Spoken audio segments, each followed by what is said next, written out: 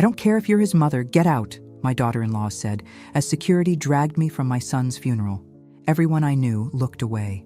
Minutes later, I made one call that destroyed her. Now she begs for mercy, but it's too late. Where are you watching from today? Drop your location in the comments below and hit that like and subscribe button. Let me tell you how I got to this moment. Standing in the rain outside Riverside Memorial Chapel, mascara running down my cheeks like black tears while my son's widow had me physically removed from his funeral. 3 months ago, I was Margaret Carter, proud mother of a billionaire tech genius. Today, I'm apparently the villain in Jessica's twisted little performance. It started when David came home that Tuesday in March, eyes bright with excitement about some woman he'd met at a charity auction. "Her name's Jessica, Mom. She's incredible, smart, funny, gorgeous." I should have been happy. My 32-year-old son had been alone too long since his divorce from Amanda 2 years earlier. But something in his voice set off every maternal alarm I possessed. "What does she do?" I asked, setting down my coffee. We were sitting in my kitchen, the same one where I'd bandaged his scraped knees and helped with calculus homework. "She works with nonprofits, helps with fundraising." His answer was vague, rehearsed. David had created Connect Mind, an app that revolutionized social networking, sold it for $2.8 billion, and suddenly every woman in Seattle wanted to help him spend his money. "Which nonprofits?" I pressed. As a retired nurse who'd spent 40 years reading people, I'd developed a healthy skepticism about anyone who described their job in such general terms. David's smile faltered slightly. "Different ones. She's between projects right now." Between projects? Right. Like I was born yesterday. But David was in love, or at least in lust, and nothing I said would have mattered. Within 6 months, they were engaged. Within a year, married. And within 13 months, David was dead from what the police called an unfortunate accident involving cleaning supplies and poor ventilation in his basement workshop. Standing outside that funeral home, rain soaking through my black dress, I knew 3 things with absolute certainty. David hadn't died accidentally. Jessica had killed him, and she'd somehow convinced everyone that I was an unstable, grieving mother, making wild accusations. The worst part? Even Ryan Mitchell, David's best friend since college, had taken her side. "Mrs. Carter," he'd said gently at the graveside, "I know this is hard, but you need to accept what happened. David's gone, and blaming Jessica won't bring him back." Ryan, who'd been like a second son to me. Ryan, who used to raid my refrigerator and sleep on our couch through college. Ryan, who'd stood up as David's best man and promised to watch out for his happiness. Now he was defending the woman who'd killed him. I pulled out my phone with shaking hands and dialed a number I'd hoped never to use. "Detective Rodriguez? This is Margaret Carter. I need to report a murder." 2 years earlier, David had bounced into my house like a teenager with his first crush. "Mom, you have to meet her. I'm bringing Jessica to Sunday dinner next week."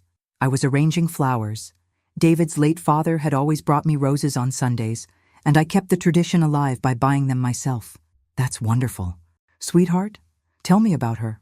"She's 29, originally from Portland. Lost her parents in a car accident when she was 25.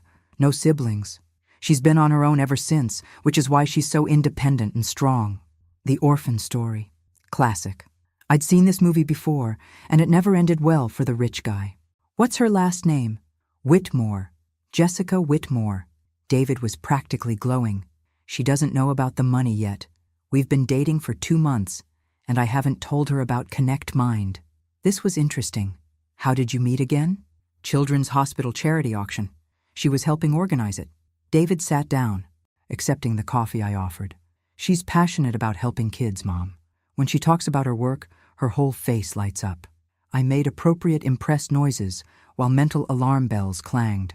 Beautiful young woman at charity auction meets recently divorced billionaire and doesn't know he's rich. Either she was the most oblivious person on the planet, or she knew exactly who David was and was playing a very sophisticated game. Sunday dinner was educational. Jessica Whitmore was absolutely beautiful. Long blonde hair, perfect figure, stunning blue eyes that seemed to take in every detail of David's house. She was also charming asking thoughtful questions about my nursing career and complimenting my pot roast with just the right amount of enthusiasm. Too much enthusiasm, actually. Who gets that excited about pot roast? Mrs. Carter, she said, helping clear dishes despite my protests. David talks about you constantly. You clearly did an amazing job raising such a wonderful man. Please call me Margaret. I watched her stack plates with practiced efficiency. David mentioned you work with children's charities? Whenever I can. Having lost my parents so young, I understand how important support systems are for vulnerable kids. Her eyes glistened with perfectly timed tears. After dinner, I followed them onto the back porch where David was showing off his workshop. This is where I developed Connect Mind, he said proudly. Spent 3 years down here coding and designing before the app launched. I watched Jessica's face carefully. Her expression showed polite interest, but I caught a flicker of something else. Recognition? Calculation? It was gone so quickly I might have imagined it. What's Connect Mind? She asked. The question sounded natural, but something about her tone felt rehearsed. David launched into the explanation he'd given 100 interviews, how he'd created an app that made social networking more intuitive and personal, how it had grown from a college project to a platform with 200 million users. That's incredible, Jessica breathed. You must be so proud. And successful. There, that little pause before successful, she was fishing. It's done well, David said modestly. He still hadn't told her about the $2.8 billion sale. After they left, I sat in my kitchen making mental notes. Beautiful? Check. Charming? Check. Conveniently orphaned with a tragic backstory? Check. Working in nonprofits where financial records were murky and oversight was minimal? Check. And then there was the biggest red flag of all. She was trying too hard. Real people, especially people dealing with genuine grief over lost parents, don't perform their emotions quite so perfectly. I called my friend Helen, who'd worked as a private investigator before retiring. I need a background check, I said, quietly. Maternal instincts acting up? Helen knew me well. Something like that. Her name is Jessica Whitmore, originally from Portland. Claims her parents died in a car accident about 4 years ago. 2 weeks later, Helen called back. Margaret, we need to talk. In person. We met at Starbucks, and Helen slid a folder across the table. There's no record of any Jessica Whitmore from Portland whose parents died in a car accident 4 years ago. In fact, there are only 3 Jessica Whitmores in Oregon, and they're all alive with living parents. My blood ran cold. So who is she? That's what we need to figure out. But Margaret, Helen's voice was serious, if she's lying about her identity, she's lying about everything else too. I drove home with my hands gripping the steering wheel, trying to figure out how to tell David that the love of his life was a complete fraud. But when I pulled into my driveway, Ryan Mitchell was waiting for me, leaning against his car with a concerned expression. Mrs. Carter, we need to talk about David and Jessica. I'm worried about him, Ryan said, following me into the house. David's completely infatuated, but something feels off about her. Finally, someone else who saw it. What do you mean?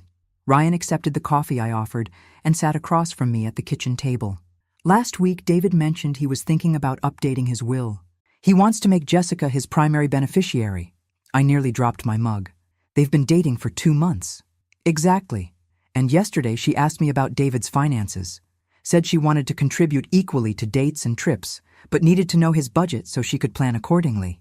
That's, I searched for words, actually reasonable if you think about it. Except she specifically asked about his liquid assets and investment portfolio. Who talks like that unless they're already thinking about money? Ryan pulled out his phone. There's something else. I did some digging after our conversation about her working with charities. I couldn't find any record of Jessica Whitmore working with any nonprofit in the Seattle area. No employment history, no volunteer records, nothing. This confirmed Helen's findings, but I kept that to myself. What are you thinking? I'm thinking David's about to make the biggest mistake of his life, but he won't listen to me. Every time I try to bring up concerns, he gets defensive and says I'm being overprotective. Over the next few weeks, I watched Jessica work her magic on my son, with the skill of a professional. She cooked his favorite meals, laughed at his jokes, and showed just enough independence to stroke his ego while making him feel needed and protective. The breaking point came during Thanksgiving dinner. David had insisted Jessica join us, and she'd arrived with a beautiful pie and stories about how much she missed family holidays since losing her parents. "David," she said softly during dessert, "I need to tell you something. I've been offered a position with a charity in Portland. It's a wonderful opportunity, but it would mean moving away." David's face went white. "You can't leave. Not now." "I don't want to," she said, tears sparkling in her eyes. "But I can't ask you to uproot your life for someone you've known such a short time." "What if we got engaged?" David blurted out. "David, would you stay if we were planning a future together?" I watched this manipulation unfold with sick fascination. Jessica had maneuvered him into proposing by threatening to leave, and David was too besotted to see the strings being pulled. "Oh, David," she whispered. "Are you sure? It seems so fast." "I've never been more sure of anything." David was already reaching for her hand. "I love you, Jessica. Marry me." The proposal was romantic and heartfelt, and Jessica's acceptance was beautifully performed. But I caught her glancing at David's Rolex during their embrace, and I knew I was watching a predator secure her prey. After dinner, I followed Jessica to the guest bathroom. "Can we talk privately for a moment?" She smiled, but something cold flickered in her eyes. "Of course, Margaret. I want you to know that David means everything to me. He's been through a difficult divorce, and he's vulnerable right now." "I understand your concern," Jessica said smoothly. "You're being protective, which shows how much you love him. I promise you, I would never hurt David."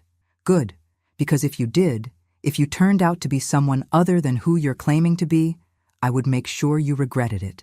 Jessica's smile never wavered, but her voice dropped to a whisper. "Margaret, I think you should be very careful about making threats, especially when David's happiness is at stake. He's told me how protective you can be, how sometimes your concern comes across as controlling and interfering." The threat was subtle but clear. She was already working to isolate David from me, planting seeds that would blossom into conflict later. "Is everything okay in there?" David called from the living room. "Perfect," Jessica called back sweetly. "Your mother and I are just getting to know each other better." 3 months later, they were married in a small ceremony at the courthouse. Ryan was best man, I was matron of honor, and Jessica had no family present because, as she explained tearfully, the holidays were too difficult without her parents. I smiled and took pictures and gave a toast about welcoming Jessica to our family. But that night, I started keeping a journal, documenting every conversation, every interaction, every red flag that David was too love-blind to see. Because I knew this woman was going to destroy my son's life. I just didn't know she was planning to end it. The first sign of serious trouble came 6 months after the wedding, when David called me crying. "Mom, Jessica's pregnant, but she lost the baby. The doctor says it was a miscarriage, probably stress-related." I drove to their house immediately, bringing soup and flowers. Jessica was in bed, pale and tragic, while David hovered nearby looking devastated. "I'm so sorry for your loss," I said, though something felt performative about her grief. "We hadn't even told anyone yet," David said. "We wanted to wait until the second trimester, but—" He broke down again. Jessica reached for his hand. "The doctor said it's common, especially with my age and stress level. But losing this baby, our first child together—" I spent the day cooking and cleaning for them, watching Jessica's performance with growing suspicion. She was suffering, certainly, but there was something calculated about it, as if she was using the tragedy to bind David closer to her. 2 weeks later, Ryan called me with disturbing news. "Mrs. Carter, I don't know how to say this, but I don't think Jessica was ever pregnant." My stomach dropped. "What do you mean?" "David asked me to handle some insurance paperwork related to the miscarriage, and I needed medical records. There's no record of Jessica ever being pregnant. No doctor visits, no blood tests, no ultrasounds. Nothing." "That's impossible," I said, but even as the words left my mouth, I knew Ryan was right. David wouldn't lie about something like that. David's not lying, but I think Jessica is. Ryan's voice was tight with anger. "I think she faked the entire pregnancy and miscarriage to manipulate him. This was beyond anything I'd imagined, even with all my suspicions. Do you have proof? Not concrete proof?" But I started paying attention to details after our conversation. "Remember how she said the stress of the holidays caused the miscarriage?" I checked the timeline. She claimed to be 8 weeks pregnant in January, which would mean she conceived in early November. But David was traveling for business the entire first 2 weeks of November. I felt sick. So she couldn't have been pregnant by him? Not with that timeline. And there's something else. I hired a private investigator to look into Jessica's background more thoroughly. Ryan, you could have talked to me first. I was protecting David. And you. If something happened to me, I wanted someone else to know what I'd discovered.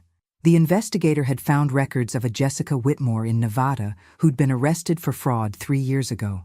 The charges had been dropped when the victim, an elderly man she'd been caring for, died before the case went to trial.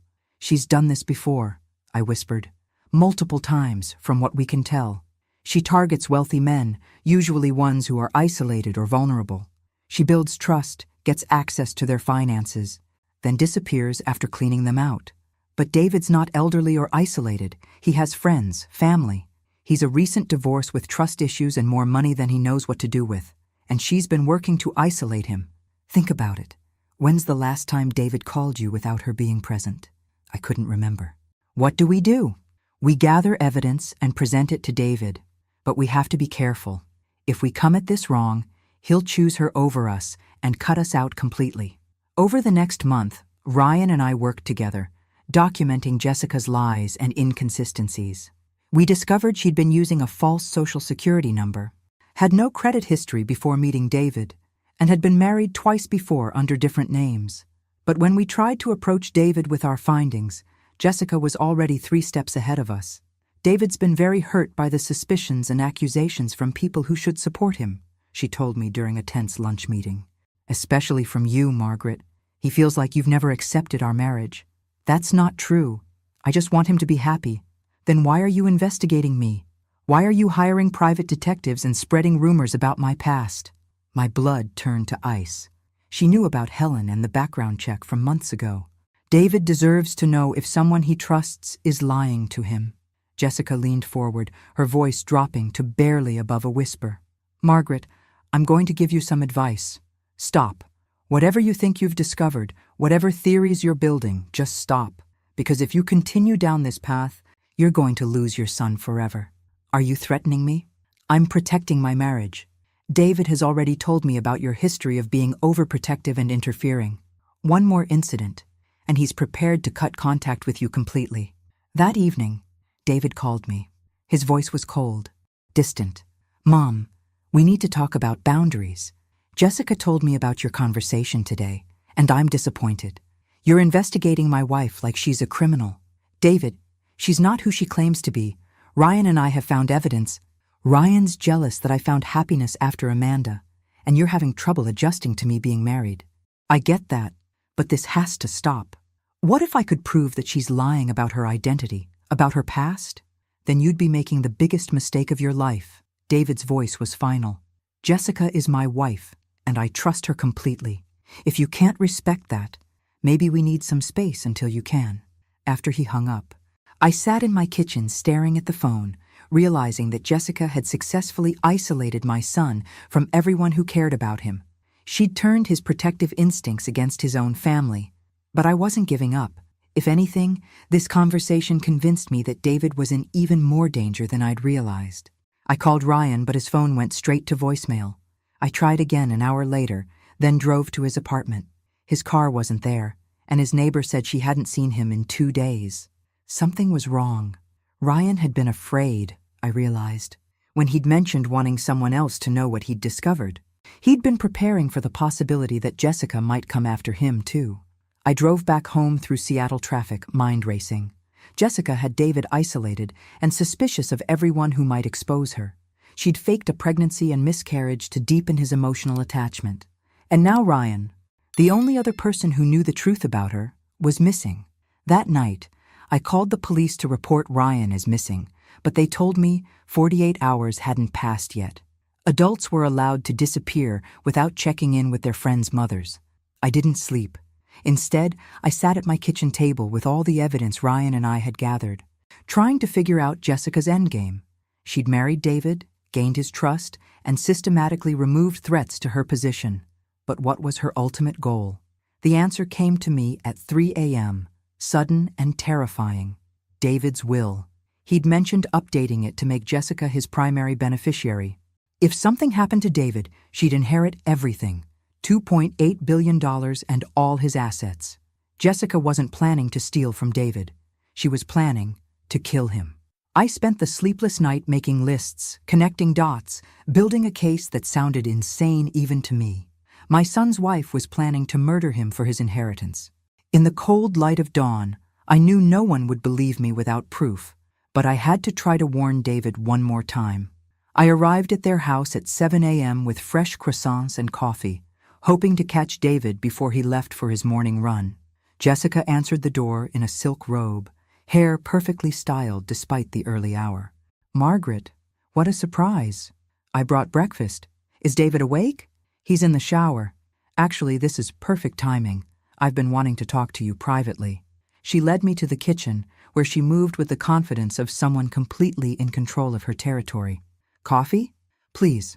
I set down the bag of pastries, mind racing for the right approach. "Margaret, I know you don't trust me. You've made that very clear. But I need you to understand something. I love David, more than I've ever loved anyone." The words sounded rehearsed, but her delivery was flawless. "Then you'll understand why I'm concerned about some inconsistencies in your background." Jessica poured coffee with steady hands. "What kind of inconsistencies?" "Your parents' accident, your nonprofit work, even your pregnancy." I watched her face carefully. "None of it checks out, Jessica." She was quiet for a long moment, and when she looked up, her eyes were different, colder, more calculating. "You've been very thorough. I'm protecting my son." "From what? From happiness? From love?" Jessica's voice rose slightly. "David and I are building a life together. We're talking about children, travel, growing old together. Why are you so determined to destroy that? Because you're lying about everything. Your name, your history, your intentions." Jessica walked to the window, looking out at the garden David had planted for her last spring. "You know, Margaret, you're right about some things. My past is complicated, but everyone deserves a second chance, don't they?" This felt like the closest thing to truth she'd ever told me. "What kind of second chance?" "The chance to be loved by a good man. The chance to build something real and lasting. The chance to leave behind mistakes and poor choices." She turned back to me, and for a moment, her mask slipped entirely. "Do you really think I'd hurt the best thing that's ever happened to me?" Before I could answer, David's voice boomed from upstairs. "Jess? Was that the door?" "Your mother brought breakfast," Jessica called back, her performance mask sliding seamlessly back into place. David appeared in the kitchen, hair still damp from his shower, grinning at the sight of the croissants. "Mom, you're the best. I was just telling Jess we should have you over more often." I watched him kiss his wife's cheek, saw her melt into his embrace with what looked like genuine affection, and felt my certainty waver. Maybe I was wrong. Maybe she really did love him, despite her lies about the past. "David, can I ask you something?" I said carefully. "Have you heard from Ryan lately? I've been trying to reach him." David frowned. "Ryan? Yeah. He said he was taking some time off, maybe doing some traveling, said he needed space to think about some things." "Why?" Jessica was watching me over her coffee cup, and I saw something flash in her eyes. Warning? Threat? "Just wondering. He seemed stressed the last time we talked." "Ryan's been having a hard time since his breakup with Sarah," David said. "He'll surface when he's ready. You know how he is about processing emotions." After breakfast, I hugged David goodbye, memorizing the feel of his arms around me, the scent of his cologne, the way he said, "Love you, Mom," like he'd been saying since he was 5 years old, because I was terrified it might be the last time. That afternoon, I did something that went against every ethical principle I'd been taught as a nurse. I drove to the medical examiner's office where my friend Patricia worked and asked her to run a hypothetical toxicology scenario for me. "Margaret, what's this about?" Patricia asked, looking at the list of symptoms I'd provided. "Just humor me. If someone wanted to slowly poison another person, making it look like natural illness, what would they use?" Patricia studied the list. "These symptoms could indicate several things, but given the progression you've described, probably digitalis poisoning." "What's that?" Digitalis is derived from foxglove plants. In small doses, it's used to treat heart conditions. In larger doses, or when accumulated over time, it causes exactly what you've described: fatigue, confusion, digestive issues, eventually leading to heart failure. My mouth went dry. How would someone administer it? Easy. It's tasteless and odorless. Could be added to food, drinks, vitamins. The scary thing about digitalis poisoning is that it mimics natural heart disease, especially in men David's age with high stress levels. I thought about David's recent complaints about feeling tired, his mention of occasional chest pains that his doctor had attributed to stress. How would you detect it? Blood tests, but only if you knew to look for it. Otherwise, it would look like a heart attack, especially if the victim had been under medical care for stress-related symptoms. Patricia leaned forward, concerned. Margaret, please tell me this is for a book you're writing or something. I managed a weak smile. Something like that. That night, I sat in my car outside David and Jessica's house, watching lights move from room to room as they went about their evening routine. At 9 p.m., Jessica's silhouette appeared in the kitchen window. She was at the counter, possibly preparing something to drink, David's nightly tea. He'd mentioned that Jessica had gotten him into the habit of drinking herbal tea before bed to help him relax. My phone buzzed with a text from an unknown number. Stop watching or you'll join Ryan. I looked around frantically, but saw no one. My hands were shaking as I started the car and drove home, checking my rearview mirror every few seconds. But I had my answer. Jessica was poisoning David slowly with digitalis, probably through his nightly tea. Ryan had gotten too close to the truth and had been eliminated, and now she was warning me to back off or face the same fate. The next morning, I called Detective Sarah Rodriguez and told her everything. About Jessica's false identity, the faked pregnancy, Ryan's disappearance, and my suspicions about the poisoning. Mrs. Carter, these are very serious accusations. Do you have any concrete evidence? Not enough to convince David, but enough to save his life if you'll listen to me. We agreed to meet that afternoon to go over everything Ryan and I had discovered. But when I arrived at the police station, Detective Rodriguez had terrible news. Mrs. Carter, I'm sorry to tell you this, but we found Ryan Mitchell's body this morning. He'd been dead for several days, apparently from a drug overdose in his apartment. The room started spinning. Ryan doesn't do drugs. He barely drinks alcohol. The medical examiner found heroin in his system, along with paraphernalia in his apartment. It appears to be suicide, possibly related to depression over his recent breakup. That's impossible. Ryan was helping me investigate Jessica. He'd never kill himself, especially not with drugs. Detective Rodriguez studied my face carefully. Mrs. Carter, I'm going to be very direct with you. Grief can make people see conspiracies where none exist. Your son recently married, your relationship with his wife is strained, and now his best friend has died tragically. It's natural to want someone to blame. What if I could prove Jessica killed Ryan? What if I could prove she's poisoning David right now? Then you'd need to bring me evidence. Real evidence, not theories and suspicions. I left the police station knowing that if I was going to save David's life, I'd have to do it myself. Jessica had covered her tracks too well, made herself look too innocent, and positioned me as a paranoid, interfering mother whose accusations couldn't be trusted. But I had one advantage she didn't know about. 40 years as a nurse had taught me how to gather evidence, how to document symptoms, and how to prove poisoning even when everyone thinks you're crazy. That night, I made a decision that would either save my son's life or destroy what remained of our relationship forever. I was going to break into David's house and get proof that Jessica was killing him, because in 72 hours, I was certain my son would be dead. Breaking into my son's house felt like the most natural thing in the world when his life was at stake. I'd helped David pick the lock on his childhood bedroom door enough times to know that desperate times call for creative solutions. It was Thursday night, 11 p.m. David and Jessica were at a charity gala downtown, the same type of event where they'd met. I had maybe 3 hours before they returned. Assuming Jessica didn't drug David's champagne there too. I'd spent 2 days planning this like a military operation. Black clothes, small flashlight, latex gloves I'd borrowed from my old hospital supply. If anyone saw me, I was just a concerned mother checking on her son's house while they were away. Perfectly innocent. The back door key was still hidden under the fake rock near David's workshop. Some habits from childhood never die. As I slipped inside, the familiar scent of Jessica's expensive perfume hit me like a wall of deception. The kitchen was pristine, of course.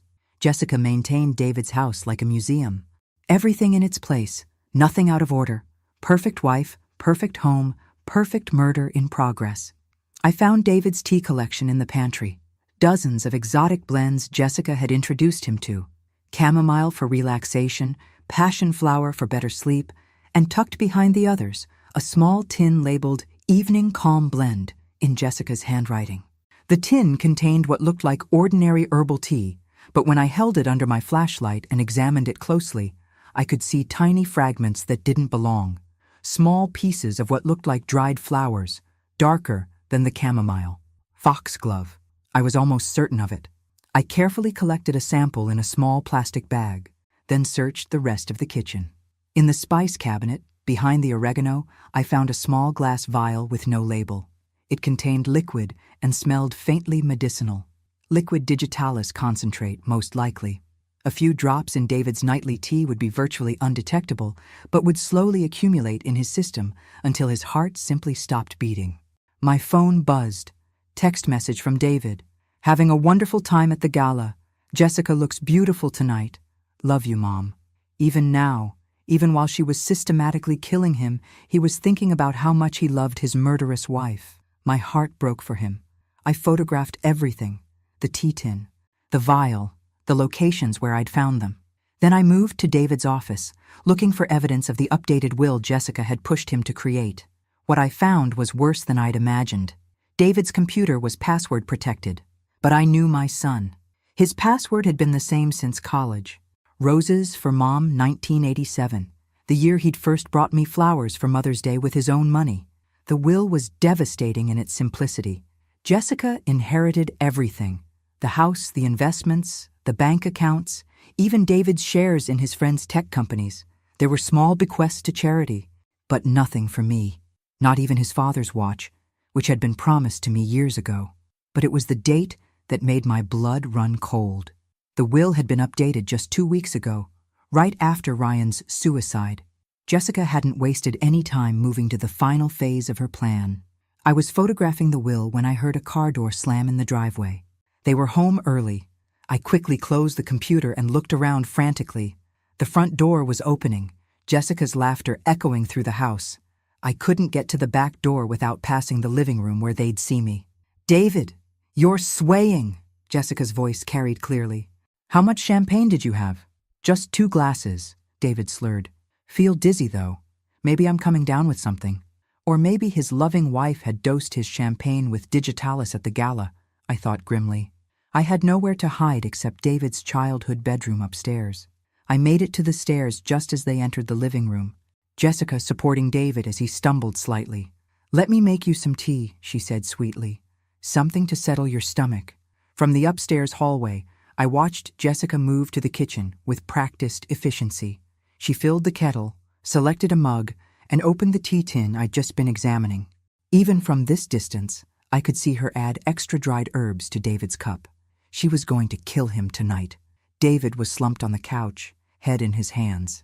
"Jess, I feel really sick. Maybe I should call the doctor." "Don't be silly," Jessica said, returning with the steaming mug. "You just need rest. Drink this, and you'll feel better in the morning." I watched my son take the poisoned tea from his wife's hands and trust her completely. He drank half the cup before setting it aside and closing his eyes. "I love you so much," he mumbled. "I love you too," Jessica replied, and for the first time, I thought I heard genuine emotion in her voice, which made what she was doing even more monstrous. Within minutes, David was unconscious on the couch. Jessica checked his pulse, then pulled out her phone and dialed. "It's done," she said quietly. "He had the tea. You can come over now." My heart stopped. There was someone else involved, a partner. 20 minutes later, I heard another car in the driveway. From the bedroom window, I watched a familiar figure approach the front door. Ryan Mitchell, very much alive, walking confidently up to my son's house like he belonged there. Jessica opened the door and kissed him passionately before leading him inside. "How much did you give him?" Ryan asked, kneeling beside David's unconscious form. "Enough to keep him out for hours, but not enough to kill him yet. We need to make this look like a heart attack brought on by stress and alcohol." Ryan pulled a small syringe from his jacket. "The concentrated dose should do it. Quick, painless, and the autopsy will show cardiac arrest consistent with his recent symptoms. I was frozen in horror, watching David's best friend prepare to murder him while his wife held his hand lovingly. "Any word from the old lady?" Ryan asked. "She's backed off since your disappearance. I think she's finally accepted that David chose me over her paranoid accusations." "Good. After tonight, she can grieve her son's tragic early death and leave us alone to enjoy his money." Ryan prepared the syringe while Jessica stroked David's hair. "I really do love him, you know," she said softly. "I know. That's what makes you so good at this." Ryan checked the dosage. "Ready?" That's when I made my decision. I couldn't save David by calling the police. They'd never arrive in time. I couldn't physically overpower both of them, but I could do something else. I could record everything. My phone was already in video mode when Ryan approached David with the syringe. From my position at the top of the stairs, I had a clear view of the living room and could hear every word they said.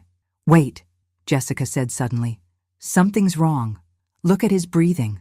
Ryan knelt closer to David, checking his pulse. "What do you mean?" "It's too shallow. The digitalis level might have built up more than we calculated." Jessica's voice carried genuine concern. "If we inject him now, it might be obvious it wasn't natural." I watched Ryan sit back on his heels, frustrated. "So what do? We can't wait much longer. Your neighbor, Mrs. Patterson, said she'd check on you tomorrow morning if she didn't hear from David. We adjust the plan. Make it look like he had a heart attack in his sleep. Natural progression from the stress and poisoning." Ryan stood up, pacing. "That's risky. What if he wakes up before morning? What if the digitalis isn't enough? Then we improvise." Jessica's voice hardened. "We've come too far to stop now."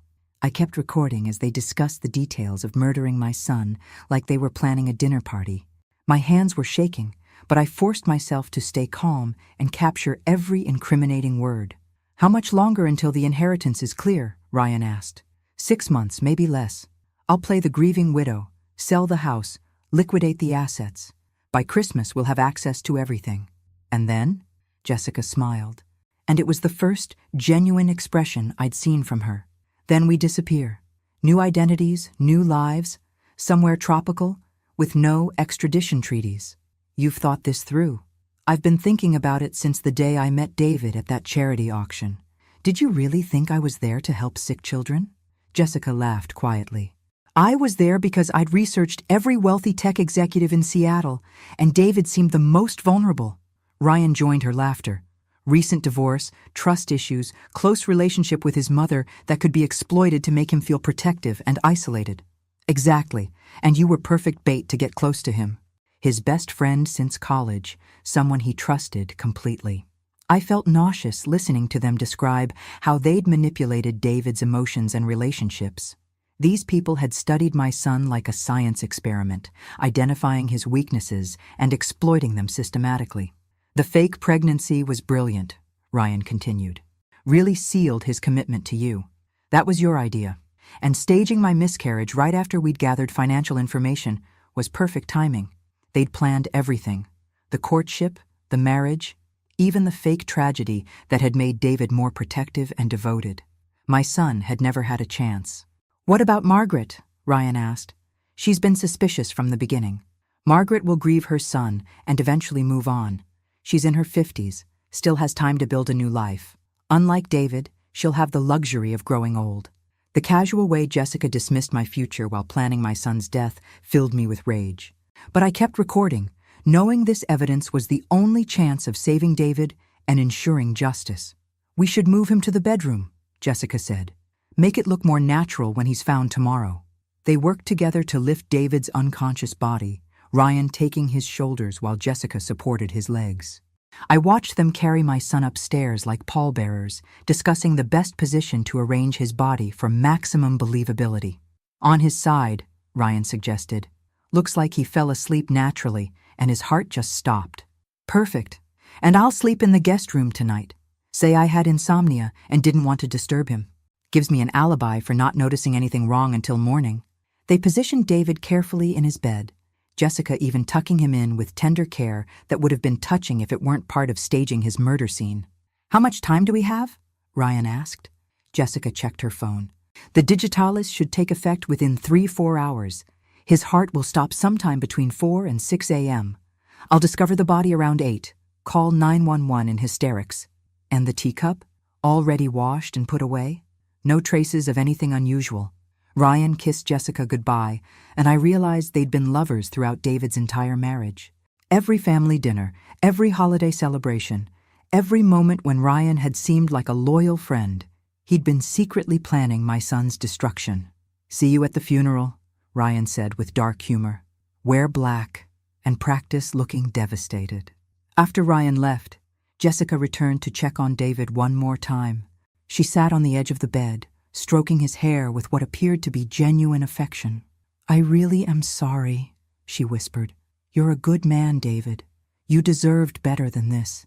But I can't spend my life being poor and powerless when I could be rich and free." Then she kissed his forehead and left him to die. I waited until I heard Jessica close the guest room door before creeping down the hallway to David's room. He was unconscious but breathing, though his pulse felt weak and irregular when I checked his wrist. The digitalis was already affecting his heart rhythm. If I didn't get help soon, the slow poison would kill him even without Ryan's syringe. But I couldn't call an ambulance without alerting Jessica, and I couldn't wake David without risking his heart stopping from the shock. I needed to get him out of the house and to a hospital without anyone knowing.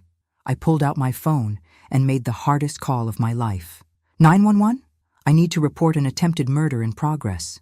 "Ma'am, what's your emergency?" the operator asked. "My name is Margaret Carter. I'm at 1247 Elmwood Drive in Bellevue. My son has been poisoned by his wife, and she's planning to kill him tonight to inherit his money. Are you in immediate danger?" I looked toward the guest room where Jessica was supposedly sleeping. "Yes, but my son is in more danger. He's unconscious from digitalis poisoning. If he doesn't get medical attention within the next few hours, he'll die. Ma'am, I'm dispatching police and paramedics to your location. Can you safely exit the building?" "Not without my son. And there's something else. I have video evidence of the murder plot. The victim's wife and his best friend planned this together." The operator kept me on the line while I explained the situation. Within 12 minutes, I heard sirens approaching. Jessica's door opened immediately. "David, what's happening?" She appeared in the hallway wearing a silk nightgown, hair mussed, looking like the perfect concerned wife awakened by emergency vehicles. Even knowing what she was, I had to admire her commitment to the role. "I don't know," I said, stepping out of David's room. "I came to check on David when I heard sirens and found him unconscious." Jessica's eyes widened in what looked like genuine shock. "Margaret?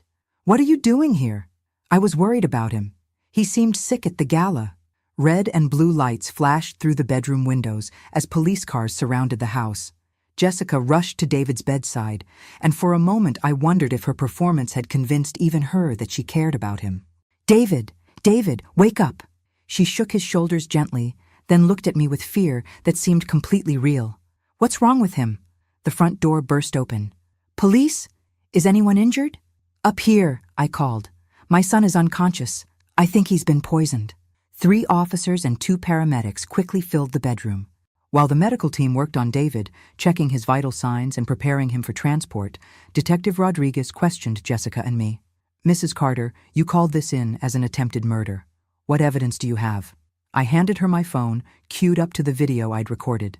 "Everything you need is on here." Jessica was watching the paramedics work on David, still playing the concerned wife perfectly. But when she heard me mention video evidence, her head snapped toward me with an expression I'd never seen before. Pure, calculated hatred. "Margaret, what are you talking about? You..." "Video of what?" Detective Rodriguez was already watching the recording on my phone. Her expression grew darker with each second of footage. "Jessica Whitmore, you're under arrest for conspiracy to commit murder." The transformation was instant and complete. Jessica's mask of concern vanished, replaced by cold fury. "You can't prove anything. That recording was made illegally, and whatever you think you heard can be explained. Ma'am, we have you on video discussing poisoning your husband with digitalis and planning his death with an accomplice identified as Ryan Mitchell." "Ryan Mitchell is dead," Jessica said smoothly. "He committed suicide last week. If someone is impersonating him, that's not my fault." Detective Rodriguez looked at me, confused. "Mrs. Carter, didn't you tell us earlier that Mr. Mitchell had died?" This was Jessica's backup plan. Even if caught, she'd claim Ryan was an imposter, that the real Ryan was dead and someone else was manipulating her.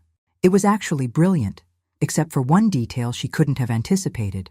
"Detective," I said calmly, "I suggest you examine the body that was identified as Ryan Mitchell more carefully. I suspect you'll find it's not him." Jessica's confident expression faltered slightly. "Also," I continued, "you'll find fingerprints all over David's tea supplies and a vial of liquid digitalis hidden in his spice cabinet. And if you check Jessica's phone, you'll probably find text communications with Ryan from before his supposed death." "That's impossible," Jessica snapped. "You're a paranoid old woman making desperate accusations." Detective Rodriguez was already on her radio, requesting backup and additional investigative teams. "Mrs. Whitmore, you have the right to remain silent." As they read Jessica her rights, the paramedics finished stabilizing David for transport.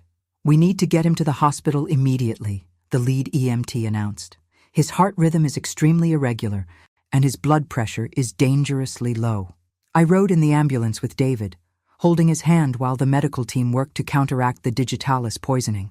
At the hospital, doctors confirmed what I already knew. David had been systematically poisoned over several months, and tonight's dose had nearly killed him. "If you hadn't called when you did," the emergency room doctor told me, "he would have been dead within 2 hours." 3 days later, David was awake and recovering when Detective Rodriguez visited with an update that validated everything I'd suspected. The body identified as Ryan Mitchell was actually a homeless man named Thomas Wheeler. Mr. Mitchell had apparently befriended Wheeler, got him addicted to drugs, then overdosed him and switched their identifications.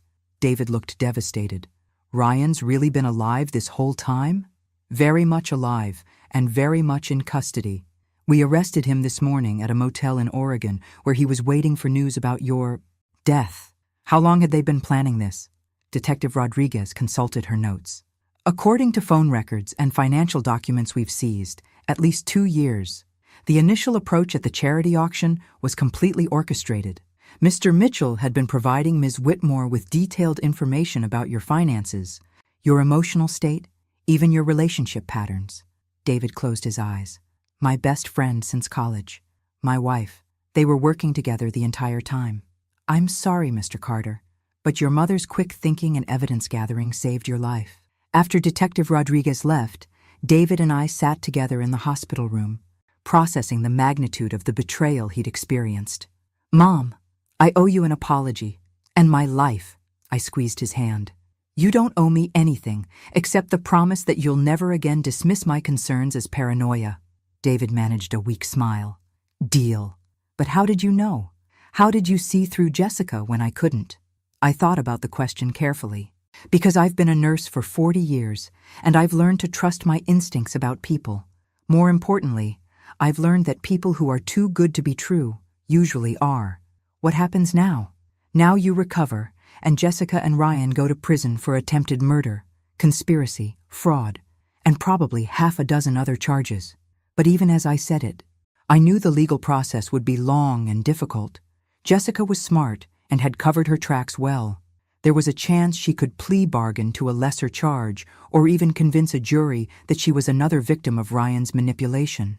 That's when I realized that legal justice might not be enough. Sometimes, when the system fails to protect the innocent, you have to create your own justice. The preliminary hearing was a masterclass in legal manipulation.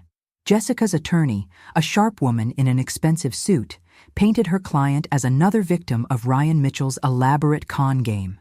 "Your Honor, my client was as deceived as Mr. Carter. Mr. Mitchell approached Ms. Whitmore 2 years ago, claiming to be concerned about his friend's emotional state after a difficult divorce. He suggested that Ms. Whitmore, who had recently lost her parents and was struggling financially, might be able to provide the companionship and stability Mr. Carter needed." I watched Jessica dab her eyes with a tissue, playing the role of manipulated victim with the same skill she'd used to play David's loving wife. Mr. Mitchell convinced my client that slowly introducing medicinal herbs into Mr. Carter's diet would help with his stress and insomnia. Ms. Whitmore had no knowledge that these were actually poisonous substances or that Mr. Mitchell's ultimate goal was murder. David gripped my hand tightly as we listened to his wife's defense team rewrite history in real time. Furthermore, Your Honor, the prosecution's primary evidence, a video recording made illegally by the defendant's mother-in-law, shows Ms. Whitmore in what appears to be a coercive situation with Mr. Mitchell. She was clearly frightened and following his instructions under duress. The judge looked skeptical, but allowed the defense to continue. My client's marriage to Mr. Carter was genuine. Her grief over their miscarriage was real. Her love for him is documented through 2 years of communications, photographs, and witness testimony from friends and family. What friends and family? I wanted to shout. Jessica had isolated David from everyone who cared about him. But the lawyer's performance was convincing, and I could see doubt creeping into the judge's expression. Given the circumstances, Your Honor, we request that my client be released on bail pending trial.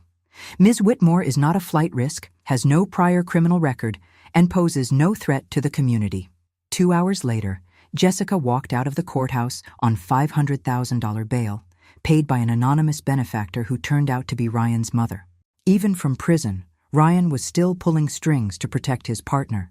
That night, David called me from his apartment where he was staying while his house remained a crime scene. Mom, I'm scared. What if Jessica gets acquitted? What if they convince a jury that she was manipulated? They won't, I said with more confidence than I felt. But what if they do? She'll be free to disappear, change her identity again, and find another victim. David was right to be worried. Jessica's defense strategy was sophisticated and might actually work. The video evidence, while damning, had been obtained through illegal entry. The digitalis could be explained as medicinal herbs prescribed by Ryan. Even the fake pregnancy could be spun as another of Ryan's manipulations. What are you thinking, Mom? I can hear it in your voice. I was thinking about something Detective Rodriguez had mentioned during the investigation. Jessica's pattern of targeting vulnerable, wealthy men wasn't new. She'd done this before. In Nevada and California, always careful to stay just on the legal side of fraud and extortion.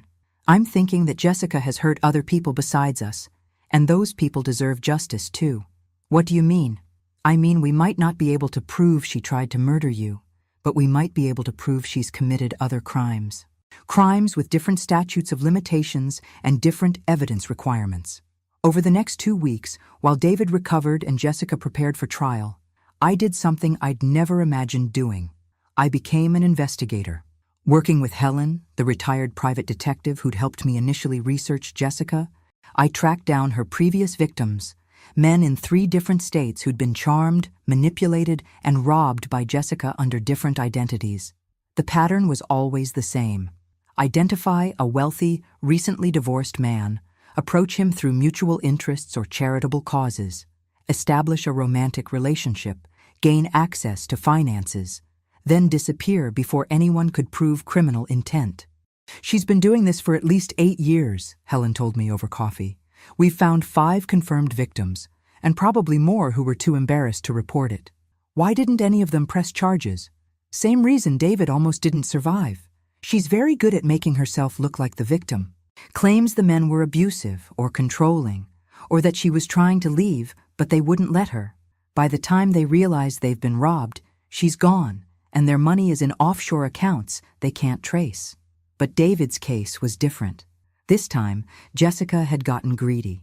Instead of just stealing and disappearing, she'd tried to commit murder for a much larger payoff, and this time, she'd been caught on video planning the crime. What if we could get her other victims to testify? I asked.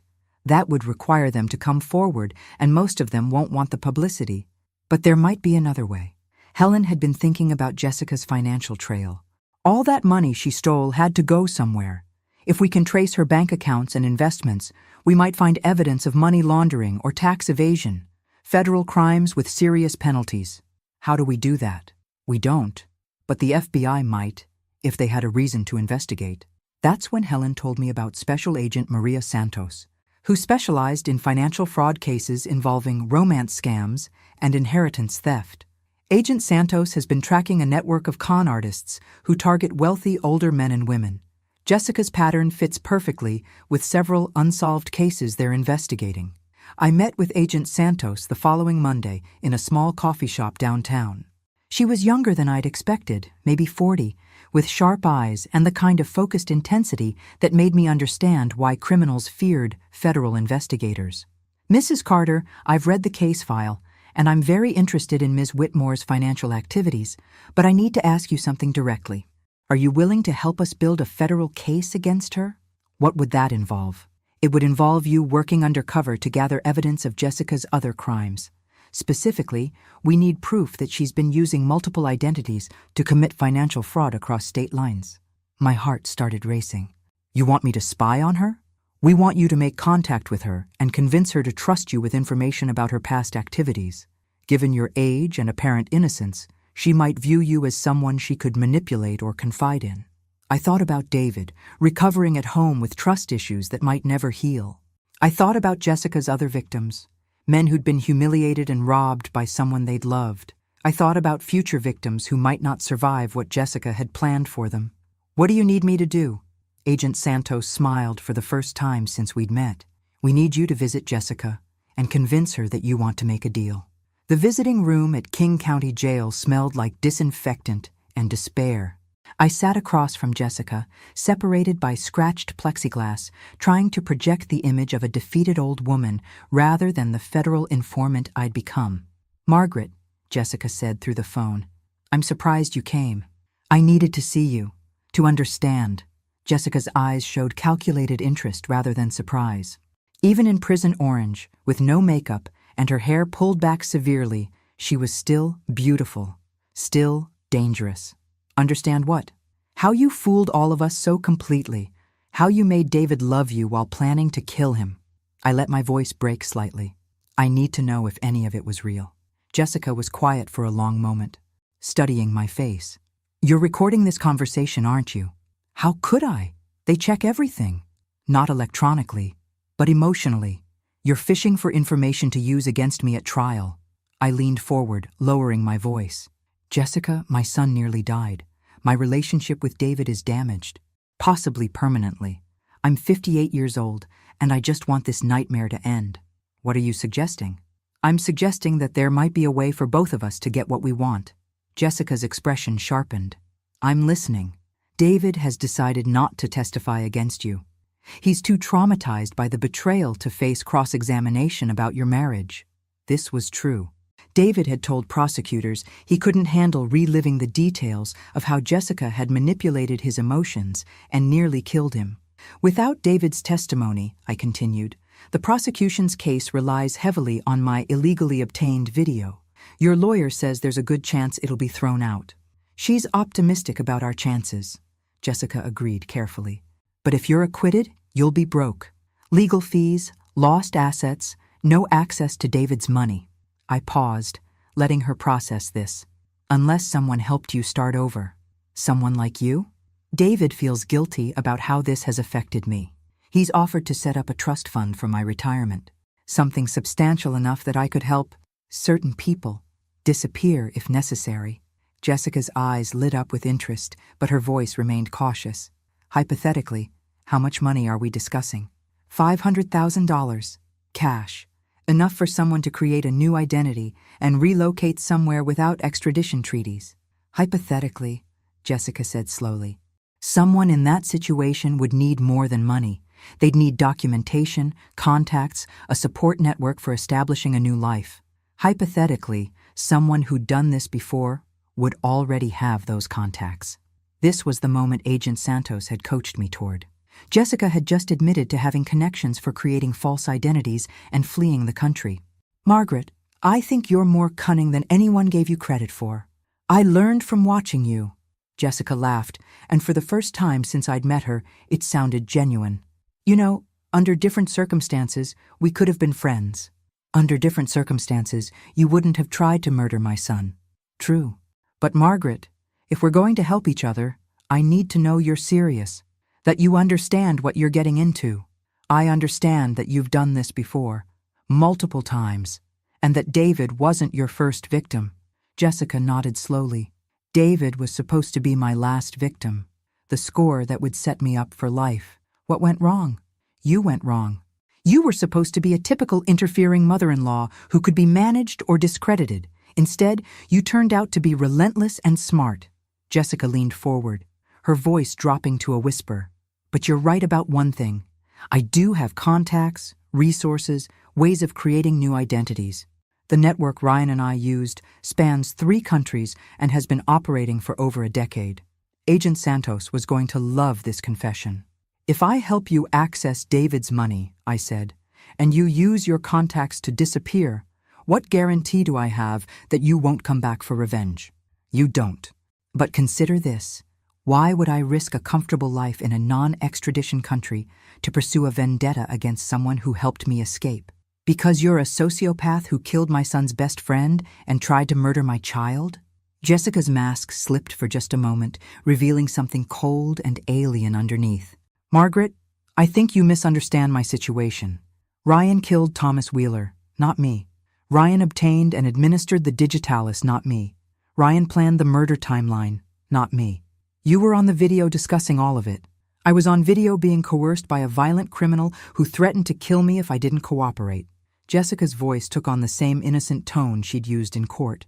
A jury might very well believe that I was another victim. This was Jessica's backup plan. Even if convicted, she'd appeal based on duress and coercion. She was already preparing to blame everything on Ryan while positioning herself as manipulated victim. "But Jessica," I said quietly, "there's something you don't know." "What's that?" "Ryan didn't kill Thomas Wheeler." Jessica's confident expression faltered.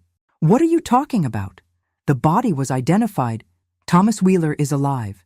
He's in federal custody, and he's told investigators everything about how you and Ryan recruited him to fake Ryan's death." The color drained from Jessica's face. "That's impossible. Nothing's impossible when you have federal agents building a case. Thomas told them about the drugs you supplied, the false identification you created, the money you paid him to disappear for 6 months while you executed your plan." Jessica was staring at me with growing horror as she realized her carefully constructed defense was collapsing. "There's more," I continued. "The FBI has identified 4 other victims in 3 states. Men you robbed using different identities over the past 8 years. They're all willing to testify about your methods and your pattern of financial manipulation." "You're lying. Special Agent Maria Santos sends her regards. She's very excited about adding you to her collection of interstate fraud convictions." Jessica slumped in her chair, finally understanding that she'd been outmaneuvered. "What do you want?" "I want you to confess to everything. David's poisoning, the murder conspiracy, the financial fraud, all of it. Complete confession in exchange for life in prison instead of the death penalty. And if I refuse?" I stood up, preparing to leave. "Then you face federal charges for racketeering, conspiracy, multiple counts of fraud, and attempted murder with special circumstances, in states that have the death penalty." As I walked toward the exit, Jessica called after me. "Margaret, this isn't over." I turned back one last time. "Yes, Jessica, it is." 6 months later, Jessica pled guilty to 19 federal charges and received 4 consecutive life sentences without possibility of parole. Ryan received the same sentence after his own confession implicated them both in a decade-long criminal enterprise. David sold his house and moved to Portland, where he started a nonprofit foundation helping victims of financial fraud. He calls me every Sunday, and sometimes he even laughs at my jokes again. As for me, I kept the promise I'd made to Agent Santos.